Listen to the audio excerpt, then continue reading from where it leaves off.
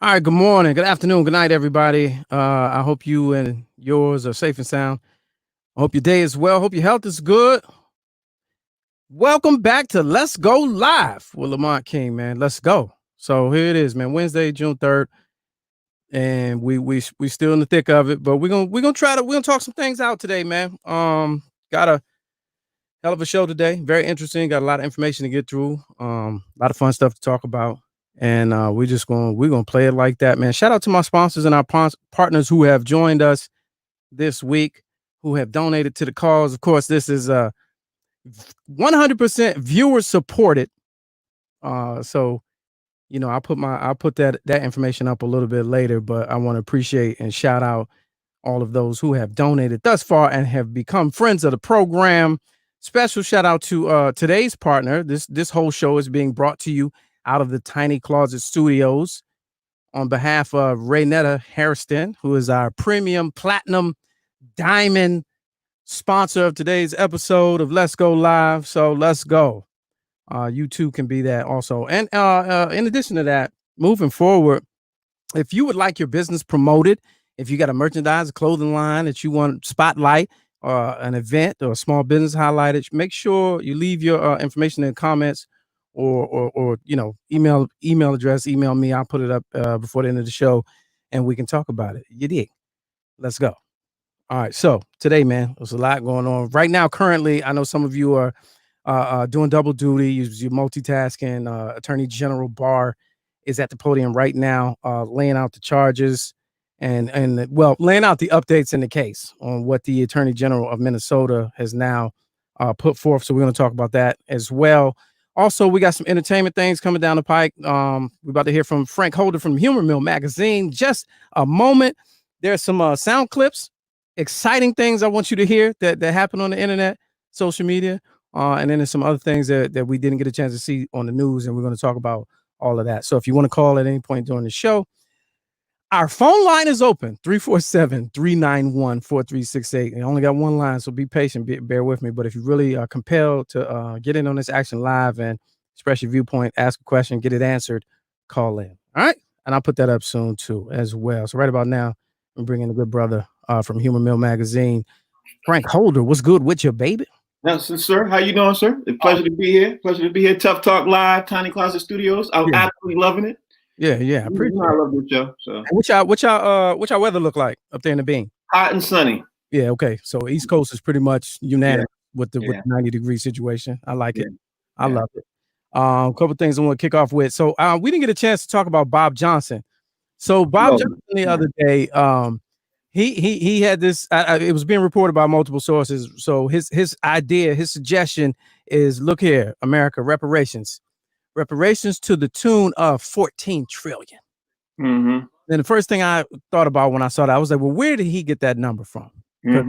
Bob Johnson got that special math. You know what I mean? He sure does. He got that special math. I mean, he's for those of you who don't know, Bob Johnson, founder, CEO, longtime CEO of BET Networks. The whole thing that is BET, he built. Then he got into some airline situation, I believe. Mm-hmm. Yeah, he did. Minute. Mm-hmm. Yeah. Doubled his money again, got out of that, and then bought the Charlotte Bobcats, which he is the current owner of.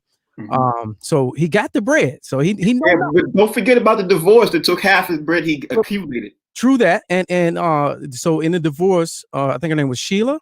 Yeah. He made in the divorce. Now a lot of you don't know this tidbit, or you glance over it.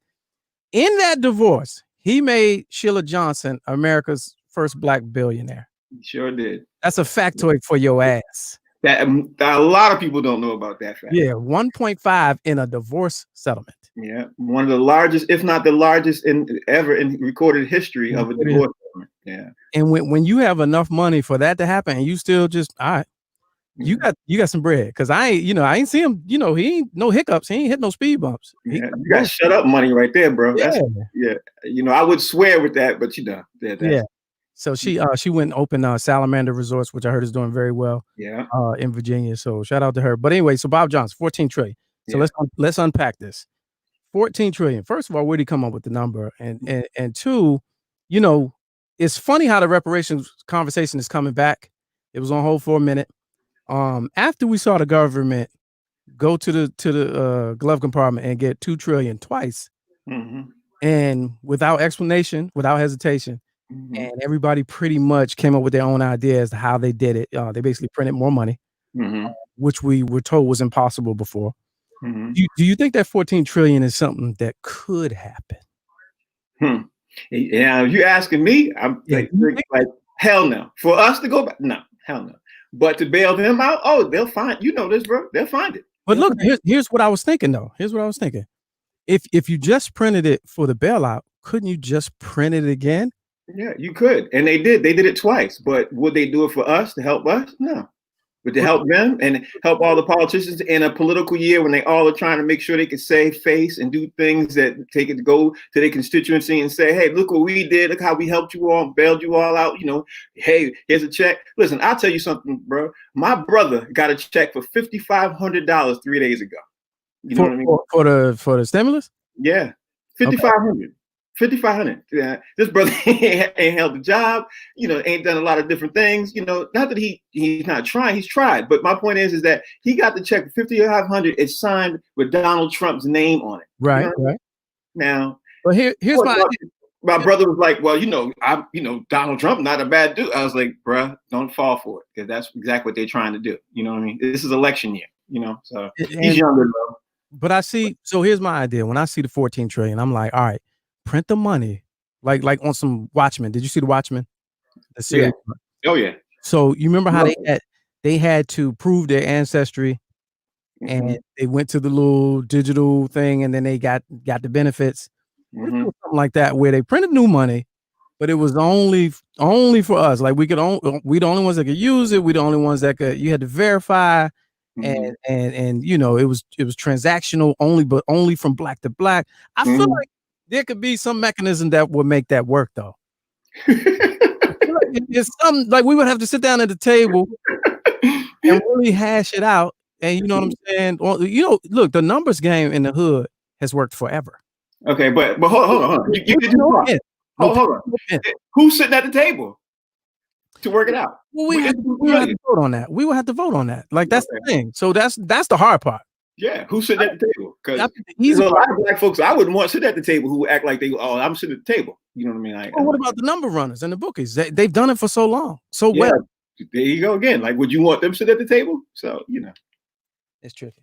How about the rush card? Put the 14 trillion and spread it out all over the. Whatever happened to the rush card? It tanked, bro. That's another conversation. It tanked. Yeah. All right. Well, speaking of banking, that we'll push pin that 14 trillion, see what happens with that. Right. Banking, Bank of America. This is being reported by CBS News. I saw this today. They talking about pledging $1 billion to community organizations and other resources to fight systemic racism and all of that. Let me see if I can pull that story up. Because my question when I saw it was, I was like, all right, I know y'all got the money because it's my money. Right. Like you gonna take that $1 billion out of fees, right, and then write it off, right? Because that's exactly what they would do. Yeah, so and get it right back. You know, people don't know that. And get it right, but it's gonna be off of one my maintenance fees, and then two you're gonna write it off. So you're not even really using your money. So that's a hell of a marketing campaign right there. Yeah, because Bank of America don't know that. Bank of America will fee you to death. Yeah. Oh, I know. I'm one of them. So you know. Yeah. And overdraft your ass. I just look at, I don't know if you've been paying attention in the last 24 to 48 hours, right? A lot of these big company, corps, whatever, organizations, whatever you want, you know, since Blackout Tuesday, and we talked about that yesterday, like everybody's making statements now, including the NFL, which is so confusing, including the NFL. And it's just hard to navigate because you can't know who to take serious and who not now, because everybody's making these little. And then the statements that they make are super vague.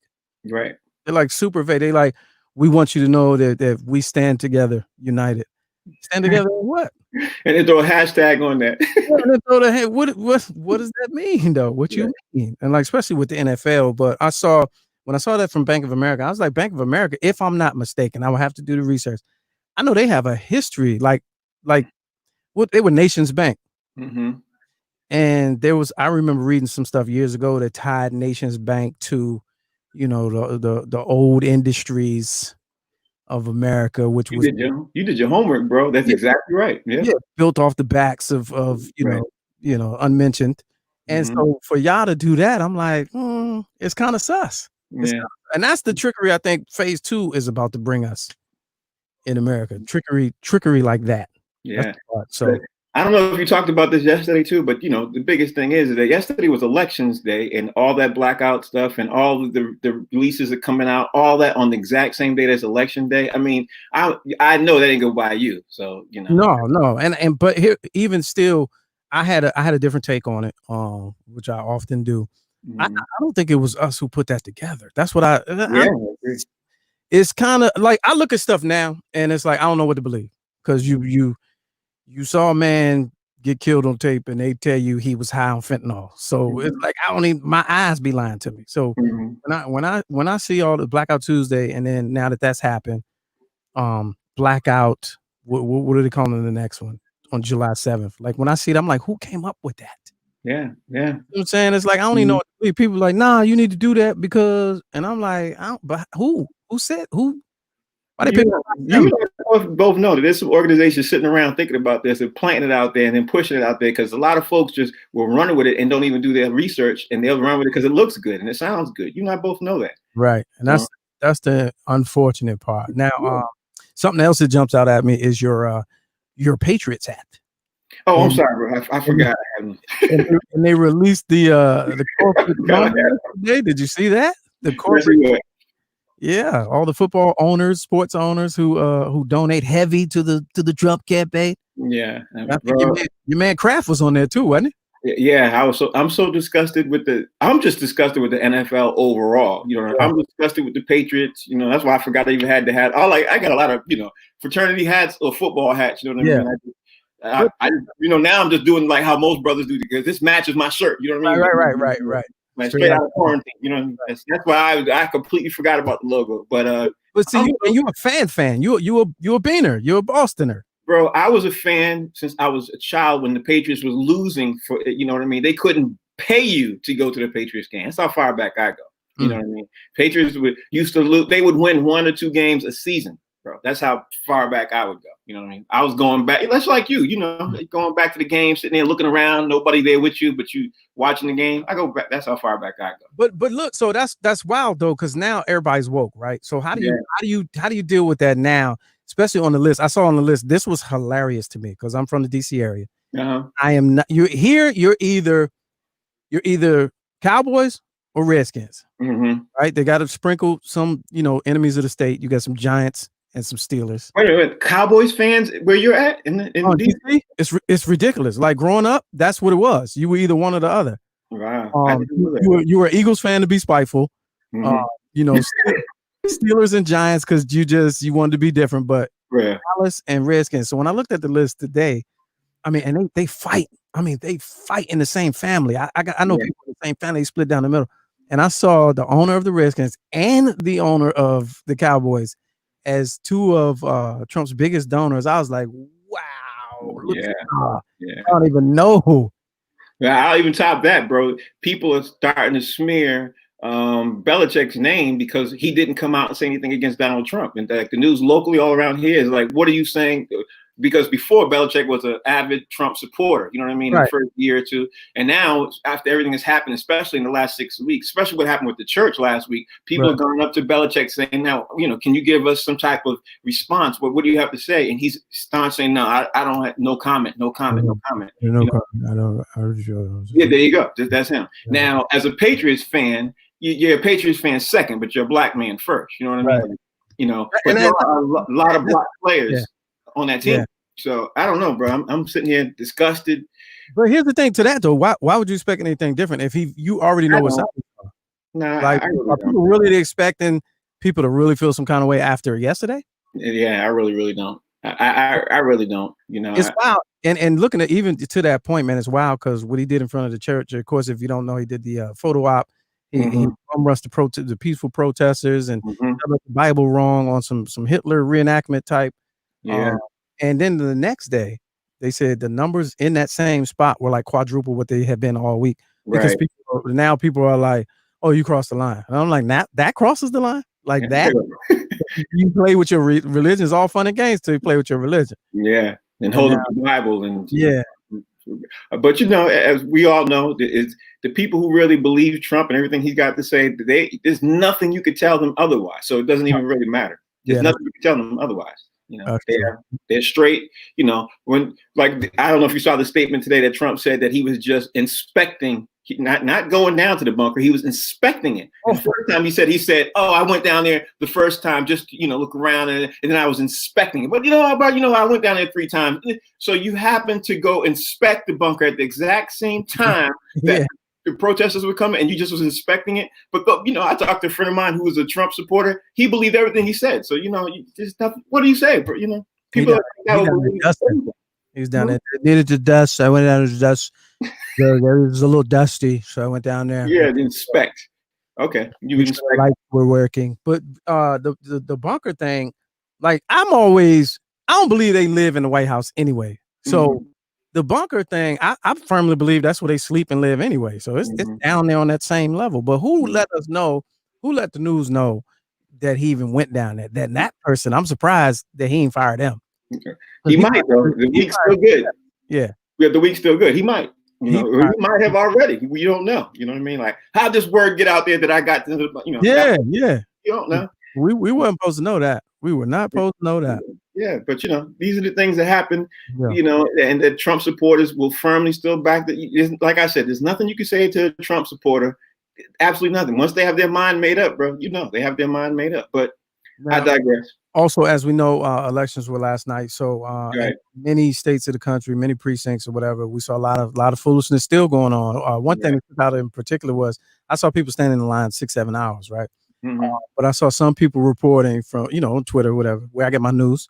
And they were saying how, we were in line for 5 hours and, the time went past the curfew and the police were trying to send us home.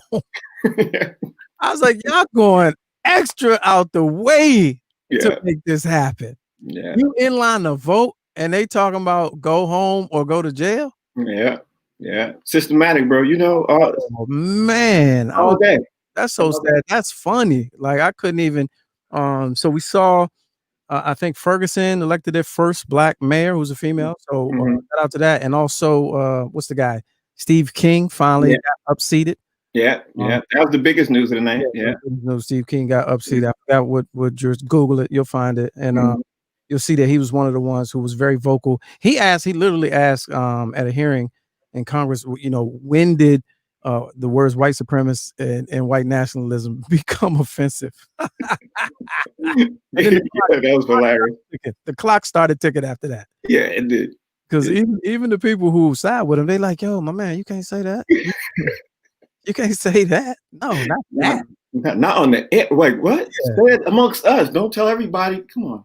And then Brother Clarkson right here said they also flipped the city council in Ferguson, which is also major because that's, again, folks, that's where it happens. That local situation is the only way we're gonna get changes piece by piece. If everybody does a little, like Killer Mike says, nobody got to do a lot. That's right. All right, moving right along. Let's get some entertainment, man. We kind of missed out on some headlines from Humor Mill magazine last time I had you on. So I know there's a couple things that you wanted to throw out there. Let's go. Well, the biggest news has still been going on for the last couple of days that people don't know. People know about the biggest news. They just don't know what's behind it. It was the George Wilborn situation that I was talking to you about. You know what I mean? George Wilborn is a comic. He's on the radio show. If you're not familiar who it is, been on the Michael Baisden show for 20 plus years. But his son, who's also a D1 athlete, his best friend was the two best friends. His son's friend was the young man who was in the car with the girl who got tased on Saturday night. Oh, in Atlanta. Yeah, in Atlanta. Okay.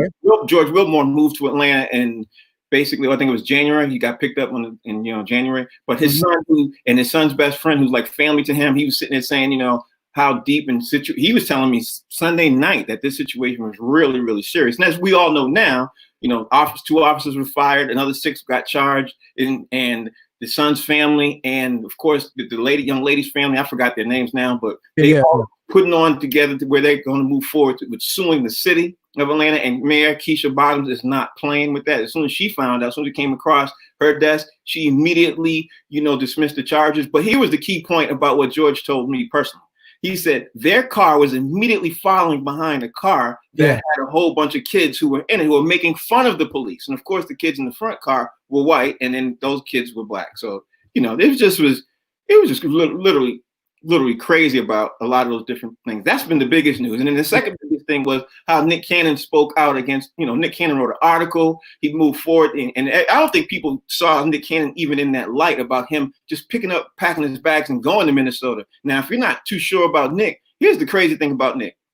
He's sick. You know what I mean? He has lupus. That's right. Yeah. So he doesn't really necessarily, he hasn't been out the house. People don't realize this. He hasn't really been out the house since this COVID thing. And he picked up his bags and picked up everything and went to there and risked his life and put himself in the line. And that's the type of stuff that nobody picked up on. You know what I mean? It's just, people just really passed by that. Now, I didn't know he was there. I didn't know he was there because I saw he put out the video. He did it for a minute about 2 years ago, right? 2-3 years ago after Ferguson, he was dropping these ill visuals and freestyling and rapping. And one of them was I Can't Breathe after Eric Garner. He just dropped I Still Can't Breathe, which is super emotional, super visual, super hardcore or whatever. But I did know that he's out there. Now, there's a couple people on the ground out there. My son was out there. The rapper from New York who did 10 in jail and who's now a super activist. Who else did I see out there? You saw I saw athletes. There's a lot of people. And then you know what I respect the people who went out there and didn't even bother to tell us. They that's what I'm saying. They were just there. You know what I mean? So that's what I really respected. Here's something interesting though, and I was on the Not a Mean podcast, Godcast last night with Godfrey, the comedian, Lord Jamar, who from Brand Nubians fame, who the new generation knows him from Vlad TV, and Rod Digger, who was with the Old Squad and all of that. So they got this podcast, right? So Rod Digger, I mean, she was dropping gems, she was dropping jewels. She was saying how she's disappointed in herself, and her peer group, because they're from an era where using their star status and their street cred, they could be giving guidance to the youngins that's out there tearing shit up. Wow, like that's major. Because I mean, I thought about that, but I didn't think of it that way. She said she's so mad at her era because we're constantly getting on here talking about, how they wilding and all that, but yet we not giving them guidance. And two things came up in my head. I was like, so what's stopping y'all? One. And two, do you think these youngins would listen? Because these youngins really, this generation is 20 and under, they don't really listen to shit. Yeah, that's true. To be honest. And people could have said that about us, but these ones really don't listen to shit. Yeah. So it made me wonder, about that. Who amongst them, and like a Rod Digger and Lord Jamar or whatever, are they, especially in New York and New Jersey? You figure they could get out there, and she said it. She said we could get out there on a bullhorn and kind of let them know what it is. And to that point, after I had that conversation, I wake up and I see this on social media. So we gotta go across the pond. We gotta go across the pond to hear John Boyega. I saw this from Star Wars fame.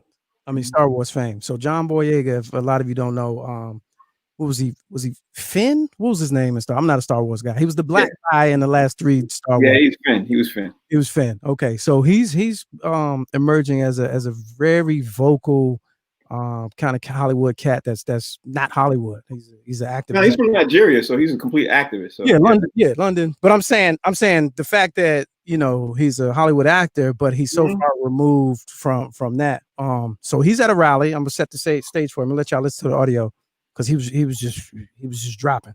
He was at a rally, and what he was expressing by way of bullhorn was very poignant, very emotional, very radical, and very energizing. And as a star, it's kind of the type of thing that you would have expected from American personalities.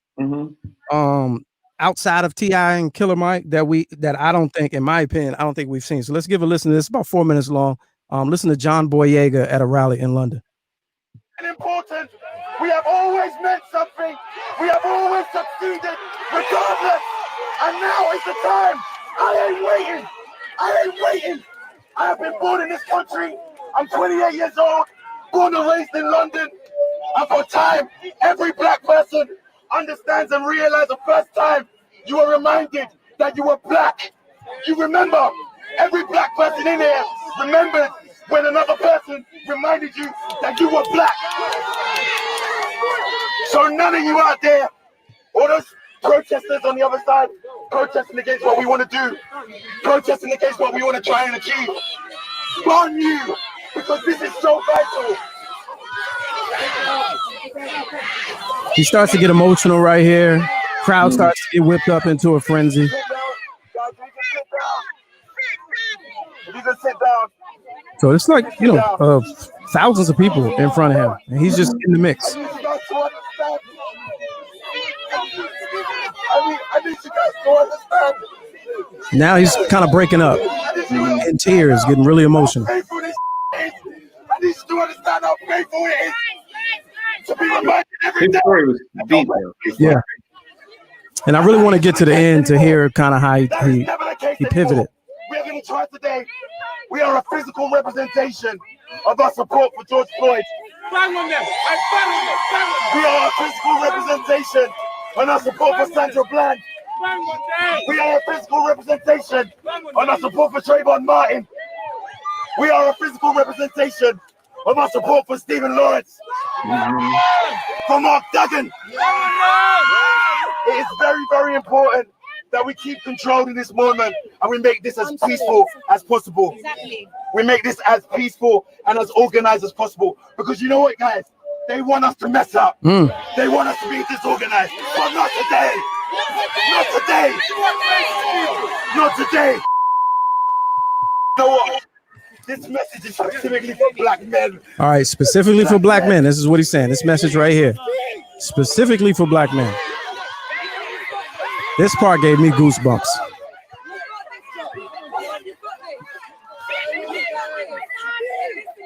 Black men, we need to take care of our black women. We need to take care of them. They are ours. They are our hearts. They are our future. We cannot demonize our own. We are the pillars of the family. Imagine this, a nation that is set up with individual families that are thriving, that are healthy, that communicate, that raise their children in love, have a better rate of becoming better human beings. And that's what we need to create. Black. And he kind of went on in that vein, but that was John Boyega at a rally in London. And what was so special about that to me is, if you're a Pan-Africanist like you, that it would have excited you. Because you're looking at a guy, African descent, London nationality, English nationality, in American entertainment, right? And his whole message right there was unification, Right. and black man, black woman. He mentioned men that were killed by police. He mentioned black women that were killed by police. He mentioned Americans that were killed by police, and he mentioned English people that were killed by police. So for him to take that position, super powerful. Yeah, but the thing that really bothered me in one sense was, why does an English actor who's been getting slammed by black actors here, why has he got to say something and come so far forward to do that? Why has he got to do it? He's over there, like that's what bothered me, bro. I mean, I loved it. Everything he said was gems. Like, that was up and down, top to right with gems. And that's what Rod Digger said last night. She said she's so mad at herself because she said our generation should be out there on the bullhorns giving guidance. Like they could be giving guidance one way or the other. And she made that clear. It's like, I'm not saying we need to be out there telling y'all to stop and go home.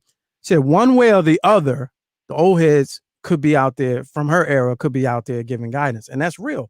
You know what I mean? But also to that point, to counter that point, you got a lot of people here that's like, are really like, yo, I've been doing this for 30 years, man. I'm out of gas. Right. I know some, that's an American position that can easily be argued. Like, I'm out of gas. You know what I'm saying? John Boyega, he said, I'm 27. 27, he got the youth, he got the platform, he got the name recognition, he's got, respectability. It might be a little bit easier for him. I don't know. But I thought that was big. Now, Now then, conversely, in America, we got Trina. Oh boy. We got Trina. I listened to her position on her morning show. Her and Trick Daddy, I guess, have a morning show. Yeah, they do. She's currently on Love and Hip Hop, which I don't watch. I didn't know she was on there. I was a major fan of Trina from back in the day. I remember the last time I saw her was at Hot 97.7 in Boston, WBOT. And I had a picture with her. Now I got to find that picture and tear it up. Listen to what Trina was talking about. Curfew from 9 p.m. to 6 a.m. and will be enforced until Gimenez lifts the order. They need to make the curfew at 6 p.m. to 6 a.m. That's how I feel. No. Keep everybody off the streets, these animals off the streets that are running around in Miami-Dade County acting like they have escaped from a zoo. Lock them up at 5 p.m. so the streets can be nice and clean. That's how I feel. What the streets got to do with the people's lives? You got money. We're not talking about the lives. We're not talking about money. that. We're not talking about the lives. That's We're not Trick talking Daddy. about that. You got money. Yeah. These people got to go to work. These people been on lockdown. I've been on lockdown too. Okay. You've been on lockdown. I've been on lockdown just like them. Yeah, these people ain't been working. Okay. They about to Unfortunately, lose a lot of people don't have jobs. I agree with that. They about to lose their mind. We all about to lose our mind. And just because one person. They run. So today their minds are all back. Everybody's minds is back today good. Because the weekend it was they back good. Okay. They mind. I'm gonna stop it there. I'm gonna let you go to the internet if you want to hear the rest of that. That was it's easily searchable. It was trending earlier, so that was Trick Daddy. He was trying to put up a fight as best he could, and they're friends and they're old. You know, they go back. Yeah. But it just shows you how polarizing this situation is right now. But that position that she took, I was disappointed, and even her tone. Even if you take that position, you know, when you have that dismissive tone. Especially going from a woman, a black woman too. Yeah, everything else I can't hear no more. Like, what you mean? Yeah. And so basically she was taking a position that regardless of the reason, there's no call for being out in the streets, being after curfew and destroying stuff. And all of that's debatable. That's all arguable. You can tell somebody that's protesting how to protest. I don't think so. I don't believe in but she's also lumping in everybody together. Everybody. With 90% of the people who are protesting peacefully. She just lumped in that 5% for everybody, bro. It was just like, what are you watching? Where are you at? If you can contain, like, how are you not understanding that fact? I don't understand. Tune in, plug in. Like, are you that much in a bubble? And that's been the issue. And we talked about it on the first episode on Monday. Celebrities being in a bubble. Yeah. But is it really a bubble? Because you got family people, especially the ones that came from the hood. You still got family, so you got to be in some level of in touch or in tune. Yeah, but are they listening to them? Are they calling them? Are they interacting? You know, some of them are in the bubble and they stay in the bubble because they think when the family's trying to reach out to them, they want some money or something. I mean, bro, you know that. You know, some of them don't even go that far. You know, but 347-391-4368 is the number. This is a live show. It's Let's Go Live. With Lamont King. I got Frank Holder from Humor Mill Mag on right now. I'd love to hear your opinions on that. We were talking about earlier football. They released a donor list of Trump's biggest donors and some of the football teams, and Cowboys, Patriots, and Redskins topped the list. So I'd love to hear your thoughts on that. And also my man Kenny, I was trying to get Kenny to call in because he said Drew Brees. He mentioned Drew Brees. Now I missed that one. Did Drew Brees jump out there with some commentary? No, I didn't see that either. But I wanted to, let me throw a question out to you, bro. Okay. Being that everything's going on the way it's going on, the NFL's moving forward with making sure that they start the season back up.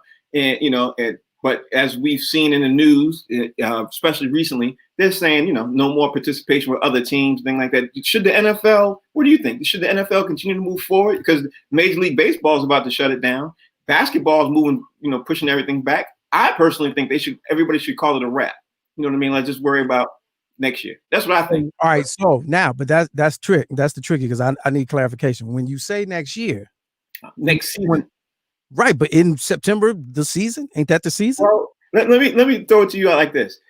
The NBA normally starts September, October, around that time. The first game is usually around November. Okay. The NBA now is talking about finishing the remaining of this past season in October. So now the players and everything else, they'll be interacting, and then it'll run into the following season. So should they do that? No, whack. That's whack sauce. That makes no sense. They should wrap it and put an ass. Call it a wrap. Yeah, the NFL, 99. NFL normally starts in September. We all know, they have summer camp, summer training in August, September. First game is always September, and then the NFL season starts. They're thinking about pushing that back a little bit too. It's all about money because the players want to make sure they get paid. Major League Baseball at the same time, they're upset. The players and the owners are so far apart because the owners want the players to take the owners tried to shit on them just off the break. It was like, hey, we ain't got no fans. What you mean? Take a pay cut. Like, no, we ain't taking no pay cut. What you mean?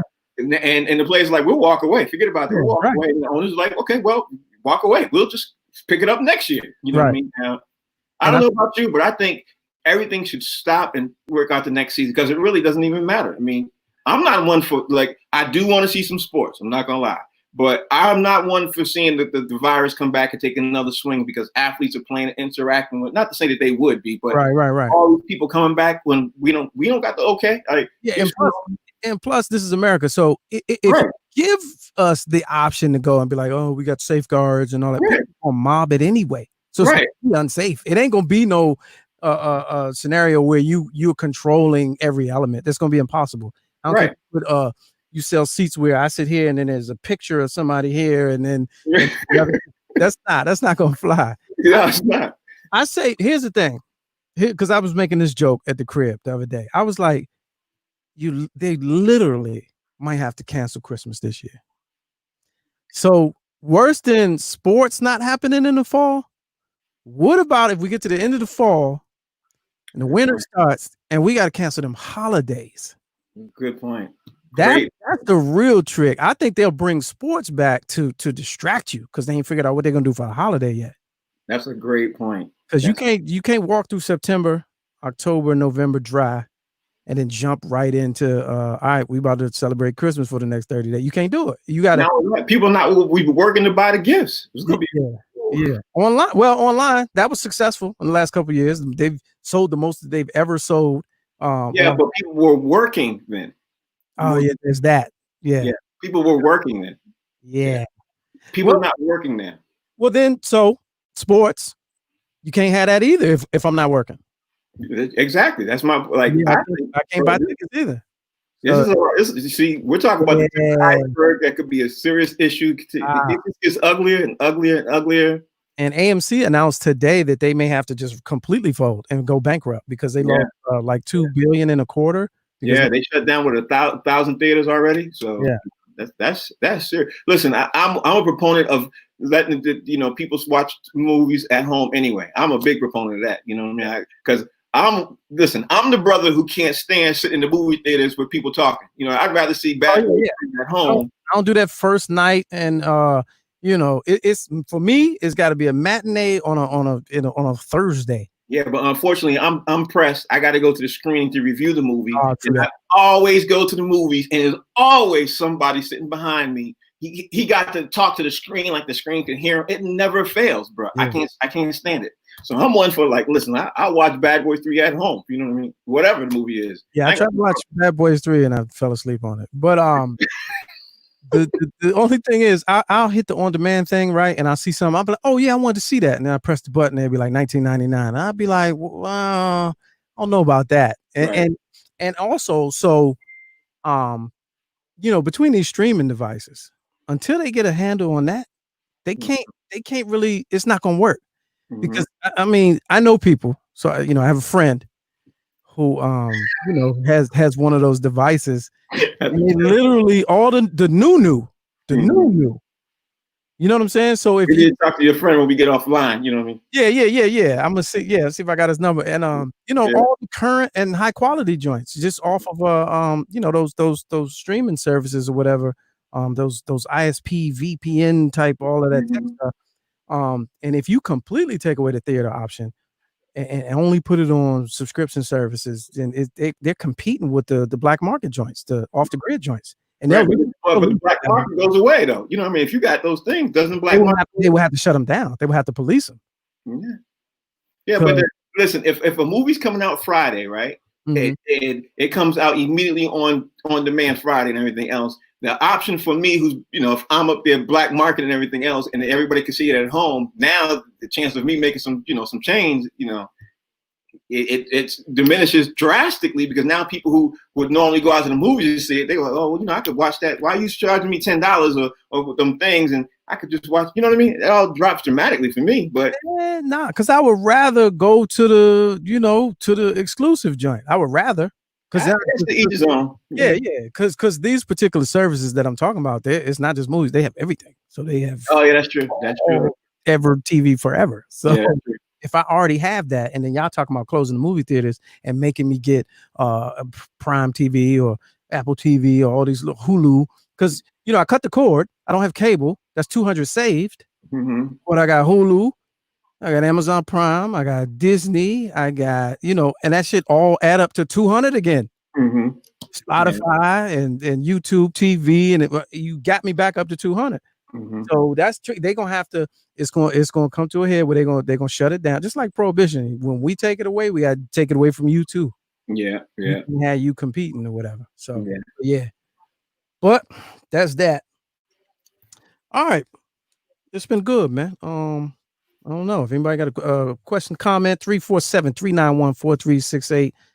There was some other stuff. I wanted to play Dick Gregory.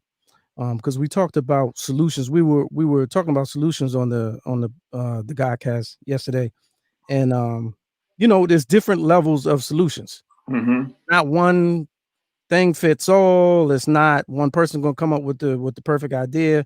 It's going to have to be a combination of things. And one of the things that stuck out to me is the idea of rebuilding community, because we're all, you know, from the neighborhood. Mm-hmm. Very few of us live in an actual Black community. And for those that don't know the difference, I'm going to let Dick Gregory break down the difference between community and neighborhood. I see a important. Wait a minute. Here we go. You're gonna get it there. Here it comes. Yeah, it's coming. I'm using the phone, using the contraptions and all of that. Y'all just stay patient, man. Right, it's the Tiny Closet Studio. It do what it do. Studios broadcasting live. You know what I'm saying? And where you go at? All right, I'm gonna just go to the page. So Dick Gregory, rest in peace. One of my favorites all time. One of my biggest influences. Mm-hmm. It's from a little sit down interview from a couple years ago. Tell everybody out there who Dick Gregory is, bro, because you know he's one of the biggest. Oh yeah, one of the icons. Comedian turned activist. In the middle of his career, he went from being a stand-up comedy, a groundbreaking, history making stand-up comedian, into an activist, because he realized at the time in the 60s, late 50s, 60s or whatever, and in his words, it wasn't shit funny. Mm-hmm. And so he kind of pivoted, and he's one of the people that I admired and respect.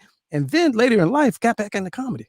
Yeah, sure and did. This is one of the stories I tell, because I finally, it was in the later years, I shared the stage with him. But I seen this man. This is a personal story before I pull it up. I seen this man. He was 80 then, and super righteous dude.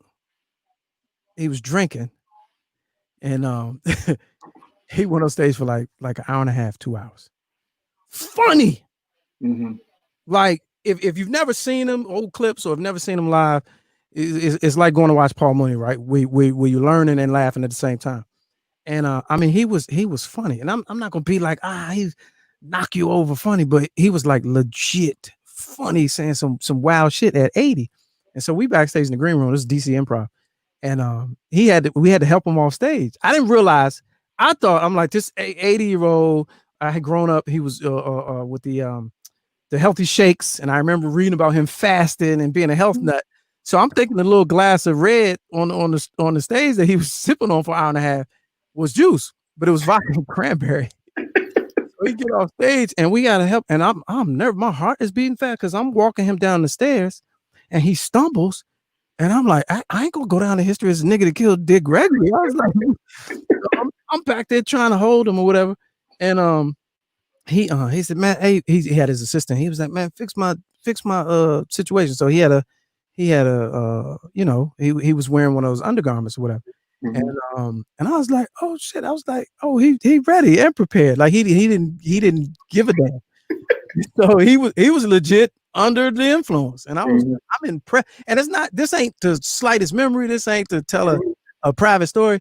Like, I was impressed because he at 80, sharp, can have a drink and still deliver. I was like, man, that's what I want. You know what I'm saying? So he's a real shout out to one of the legends. So I'm gonna go ahead and play this right quick. Dick Gregory explaining the difference between community and neighborhood.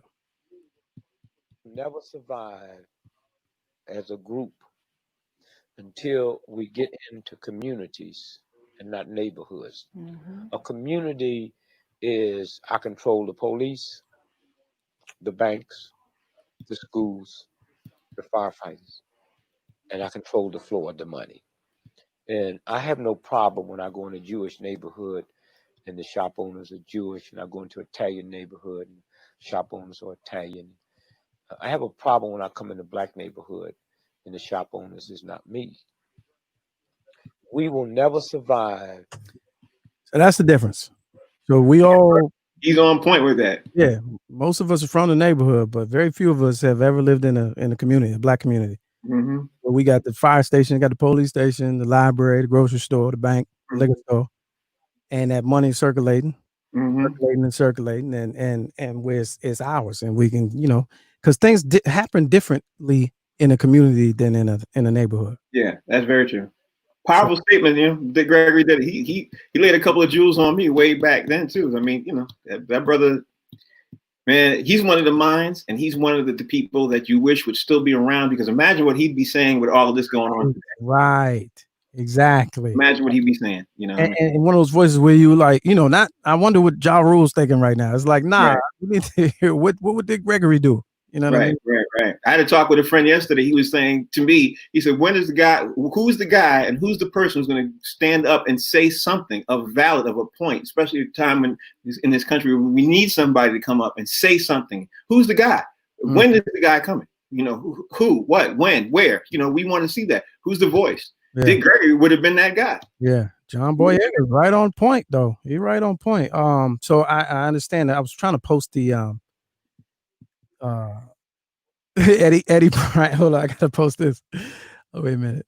Eddie Bryant he say this shit is over. No, but look, what's up, Ed? So look, I'm gonna tell the story real quick. I'm gonna give the number out because what happened was when I put the comments, YouTube, not Facebook, it won't let me post to my Facebook page. So 347-391-4368. So I only got one line, and we're gonna take one call and keep it moving. But Eddie was there when I got it on video. I have to find it. It's on an old camera that I can't hook up to anything. Cause everything that's new don't have the right cord. Yeah, the pieces, So we sat there at the table and rapped. Me and Eddie Bryant, one of DC's funniest comedian. We sat there at the table rapping for like an hour, right? And I had the camera take because I was doing my little walk and talk blog back then, and he was like, "Cut the camera." And so who said that, Eddie? No, Dick Gregory. Oh, Dick Gregory. Okay. After already talking, I was like, "Oh, we about to get that real shit." You know what I mean? So we cut it off, and he was like, "Man, all this shit can be over." And we was like, so we were talking about, this is 10 years ago. We were talking about the gentrification of DC. So where we were, the part of DC downtown had just been flipped. So he was like, it's about to be over. So we looked at each other and we was like, is he talking about this? Like the neighborhood? He was like, nah, man, all this shit about to be over. And I was like, damn. And who knew 10 years later, this shit over. This shit over. But he said some he said some wild stuff, man. Another one that was funny that he was just, it was an inside conversation. He was like, he said, we was talking about Michael Jackson, right? And he believed that Mike was assassinated. So he said, Mike ain't touched no little boys. He was like, Mike wasn't no pedophile. Might have been gay, but he wasn't no pedophile. I was like, I'm looking around. I'm like, what? I was like, okay. I was like, all right. And I don't have. I like Dick Gregory. Yeah. I was like, all right. Yeah. So I don't have that on tape, but rest in peace to the God. Dick Gregory. Shout out to Eddie Bryant. That's my man. Yeah. Oh, Ed. Yeah. All right. So So yeah, man, there's that, man. Appreciate you once again coming on the show, jumping on the show. Let's go live. That's the show every day. We're gonna do it every day at 4:00. Time may change. Please subscribe to my YouTube channel, Lamont King. Got to get the numbers up so I can monetize the channel so I can stop asking for donations. But in the meantime, this is completely viewer supported and funded. So if you would like to donate, $ Lamont King 06.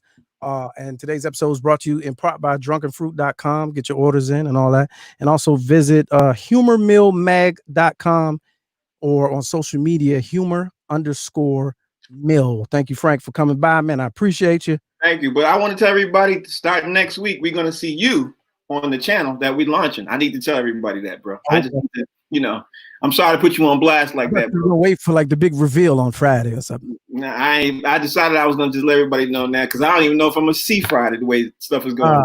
Man, true story. Yeah, but yeah, I'm happy to announce that we're going to definitely move you on to the channel side. We're broadcasting live, on the Tiki Live app, on the Distro app. We're broadcasting the channel, a cable channel, and we're getting ready to move to the Comcast side, the Verizon side, Files 18. We're getting ready to move all that the next couple of months. We're doing that, but we can't wait with you, man, because this show right here, I absolutely love it, bro. So I appreciate it, Doc.